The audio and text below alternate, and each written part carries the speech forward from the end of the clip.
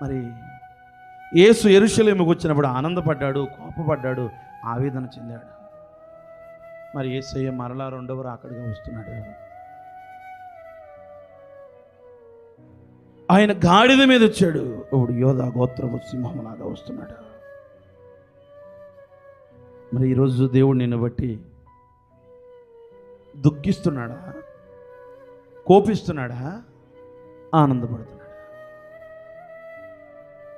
దేవుడు రెండవ రాకడగా వస్తున్నప్పుడు నిన్ను బట్టి దేవుడు ఏం చేస్తున్నాడు? యెరూషలేమును బట్టి ఆనందపడ్డాడు, కోపడ్డాడు, దుఃఖపడ్డాడు. రెండవ రాకడనే రైలు బండి మీద ఆయన సిద్ధపడి యోధా గోత్రపు సింహముగా ఆయన తిరిగి వస్తున్న వేళ దేవుణ్ణి దుఃఖపరిచే స్థానంలో ఉన్నావా? దేవుడు కోపపడే స్థానంలో ఉన్నావా? దేవుణ్ణి ఆనందపెట్టే స్థానంలోనూ ఉన్నావా? ఈరోజు మన స్థితిలో ఎలా ఉన్నాయి? ఇంకా దేవుణ్ణి దుఃఖపరిచే రీతిగానే ఉన్నావా?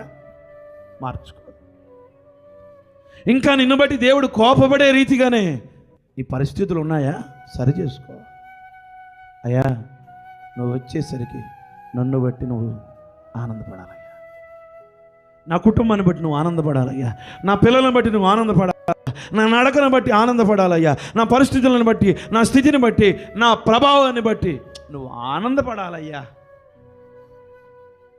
దుఃఖపడే రీతిగా నా జీవితం ఉండకూడదు. నువ్వు కోపపడే రీతిగా నా బ్రతుకు ఉండకూడదు. ఎందుకు దేవుడు కోపపడే రీతిగా మన జీవితాలు ఉన్నాయి?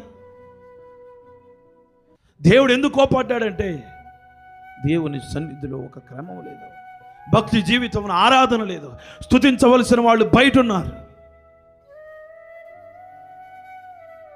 వ్యాపారం చేసేవాళ్ళు లోపల ఉన్నారు.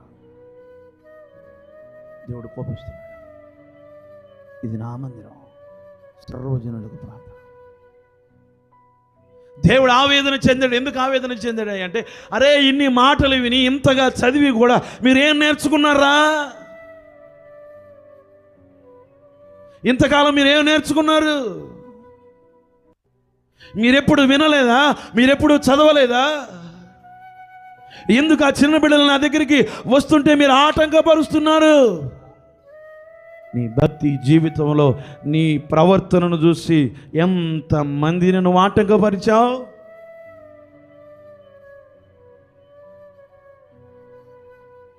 నిన్ను చూసి 10 మంది వారి ప్రవర్తన మార్చుకోవాలి. అలా ఉండాలి మన సాక్షి జీవితం.